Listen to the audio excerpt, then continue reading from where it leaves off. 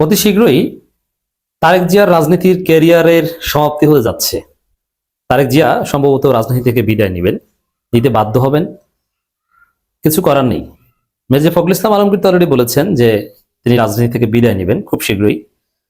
তার এলাকায় তার ভোট নাই এটাও তিনি জানেন, যার ফলে এখন অনুরোধ করছেন যে দেলোয়ার তো অনেক এমপি হতে পারবে, অনেকবার ভবিষ্যৎ আছে, আমার তো এই লাস্ট ইলেকশন, বাবা আমাকে একটু সুযোগ দাও। তারেক রহমানের ভবিষ্যৎ নেই, এটা তারেক রহমান বুঝতে পারছেন। এই জন্য তারেক রহমান এখন আরেকটা অঘটনের দিকে, আগুনের দিকে পা বাড়াচ্ছেন। দর্শক, এই ঘটনা সামনে এসেছে যেটা অত্যন্ত তাৎপর্যপূর্ণ। দর্শক, তারেক রহমান কেন তারেক রহমানের রাজনীতির ক্যারিয়ার ইতি হতে যাচ্ছে এটা আগে বলি, তারপরে যে বিষয়টা বিশ্লেষণ করছে আজকে। জনগণ চাইলে রাজনীতিতে ফিরতে পারেন শেখ হাসিনার সন্তানরা। এর মানে তারেক এখন জয়, পুতুল এদেরকে রাজনীতিতে ডাকছেন যে আসেন আসেন, জনগণ চাইলে। এটা একটা ভাওতাবাজি কথা। আওয়ামী লীগের লোকজন তো চাই, আর জনগণ চায় বিএনপি। আওয়ামী লীগ কি বিএনপি চাইবে, জামাত চাইবে? তো জনগণ চাইলে ফিরতে পারেন, এই কথাটা একটা প্রতারণাপূর্ণ কথা। দেশের আইন অ্যালাউ করলে তারা চাইলে ফিরতে পারেন। জনগণ চায় কিনা এই জন্য তো নির্বাচন করতে হবে, এই জন্যই তো আগে রাজনীতিতে ফিরতে হবে। অতএব যে জনগণ চাইলে, এটা একটা প্রতারণামূলক কথা। মূল কথা হচ্ছে যে তারেক রহমান তিনি নিজে চাচ্ছেন, আর জনগণ চায় কিনা এটা কি গণভোট দিবেন? আপনার তো গণভোটের বিরুদ্ধে, তাহলে এটা যাচাই করবেন কিভাবে? আর জনগণ চায় কিনা এটা প্রমাণ করতে হলেই তো আগে ইলেকশন করতে হবে। আর গোপালগঞ্জ থেকে ইলেকশন করলে জয় পুতুলেরা জিতবে, অরিজিনালি জিতবে। অতএব জনগণ চায়। এখন আসল কথা হচ্ছে তারেক জিয়া চায়। এই তো আপনি চান যে জয় পুতুল তারা রাজনীতিতে আসুক, এটা বলতে লজ্জা পান কেন? এখন কেন তারেক জিয়া জয় পুতুলকে রাজনীতিতে ডাকছে? This is significant. এর মূল কারণ হচ্ছে জুলাই পরবর্তী নতুন বাংলাদেশে পরিবারতন্ত্রের বিরুদ্ধে আওয়াজ উঠেছে, রাজতন্ত্রের বিরুদ্ধে আওয়াজ উঠেছে। এখানে চারিদিকে তরুণ প্রজন্মের কাছে স্লোগান একটাই, যে রাজনীতি করতে হলে নিজ যোগ্যতায় রাজনীতি করতে হবে। বাপের পরিচয়ে, মায়ের পরিচয়ে রাজনীতি চলবে না। হ্যাঁ, বাপ মা এমপি হলে, প্রধানমন্ত্রী, প্রেসিডেন্ট হলেও আপনি রাজনীতি করতে পারবেন, but you have to have quality. আপনার ওন কোয়ালিটি থাকতে হবে। যেমন তারেক জিয়া এই পরীক্ষায় উত্তীর্ণ, যেটা জনগণের প্রত্যাশা। এবং জামাত কিন্তু এই বিষয়টা নিয়ে মার্কেটিং করছে। জামাত স্পষ্টভাবে বলছে যে এই রাজার ছেলে রাজা, রাজার ছেলে রাজতন্ত্র, এটা চলবে না। এবং রাজার ছেলেকে ডিবেটের আমন্ত্রণ জানাচ্ছে, কিন্তু সাহস পাচ্ছে না রাজার ছেলে ডিবেট করতে। বিষয়টা এটাই যে আপনার বাবা মা প্রধানমন্ত্রী হয়, এটা তো অন্যায় না, এটা তো ভালো, এটা বরং আপনার জন্য একটা অ্যাডভান্টেজ। কিন্তু আপনার কোয়ালিটি থাকতে হবে। এখন তারেক রহমানের যে সংকটটা, যে তারেক রহমানের বাবা প্রেসিডেন্ট ছিলেন, মা প্রধানমন্ত্রী ছিলেন, কিন্তু তিনি নিজে ইন্টার পাস। তিনি পলিসি ডিবেট করতে পারেন না, তিনি বক্তব্য দিতে পারেন না, তিনি কথা বললে ভুলভাল কথা বলেন, ইংরেজিতে আর্টিকেল পড়তে পারেন না, কোয়ালিটি নাই। এখন এই জায়গায় বাংলাদেশের রাজতান্ত্রিক নেতা এখন একজনই, পরিবারতান্ত্রিক নেতা এখন একজনই, তারেক জিয়া। অন্য সবাই পালিয়েছে। তাহলে এককভাবে তারেক জিয়া এখানে টিকবেন কিভাবে? চারিদিকে তার বিরুদ্ধে অনিবার্য আওয়াজ উঠেছে। অতএব তারেক জিয়ার রাজনীতির ক্যারিয়ার কিন্তু শেষ হয়ে যেতে পারে, জাস্ট পরিবারতন্ত্র প্রশ্নে। এমনকি এই নির্বাচনে হারলে বিএনপির ভিতর থেকেই প্রশ্ন উঠবে যে এই পরিবারতন্ত্র দিয়ে বিএনপি চলবে না। বিএনপিতে কাউন্সিল হতে হবে, তারেক জিয়া দলের চেয়ারপারসন হতে পারলে হবে, না পারলে না হবে। না হলে তিনি ভাইস চেয়ারম্যান হবেন, সমস্যা কি? সিনিয়র যুগ্ম মহাসচিব হবেন, কিন্তু তিনি চেয়ারম্যান অলওয়েজ, আজীবন। তারপরে তার মেয়েকে রেডি করছে, এটা চলবে না। বিএনপির ভেতরে এই আওয়াজ উঠবে। কিন্তু যদি এরকম থাকে, দেখেন যতদিন পর্যন্ত হাসিনা ছিল, খালেদা ছিল, ততদিন পর্যন্ত কিন্তু পরিবারতন্ত্রের বাইরে আমরা যেতে পারিনি, কারণ আমাদের কোনো অপশন ছিল না, হয় হাসিনা নইলে খালেদা, দুইজনই পরিবারতন্ত্র।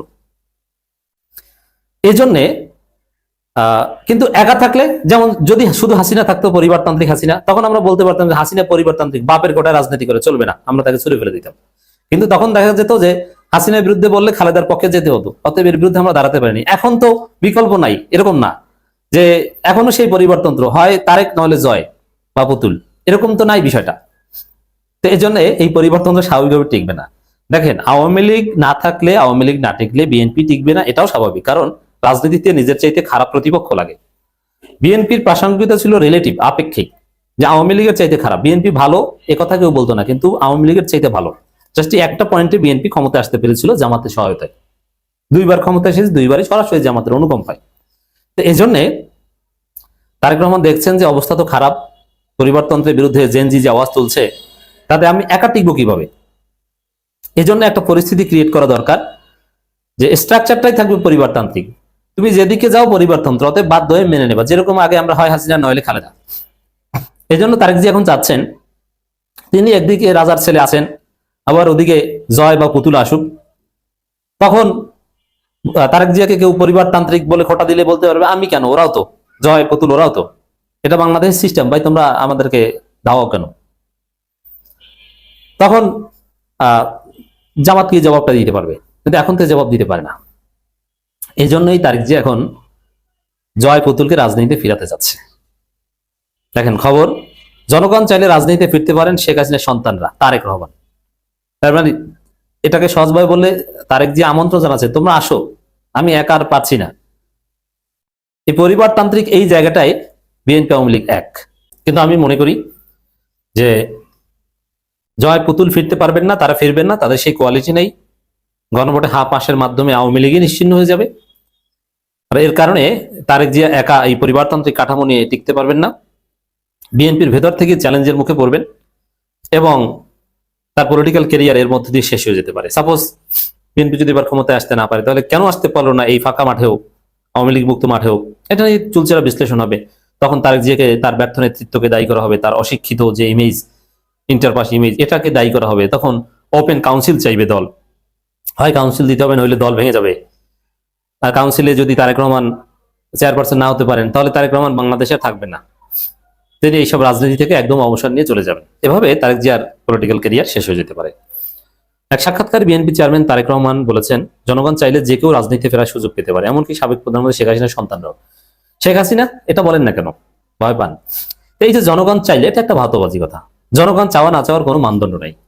জনগণ চাই কিনা এটা দেখতে হলে আগে আপনাকে ভোটে দাঁড়াতে হবে।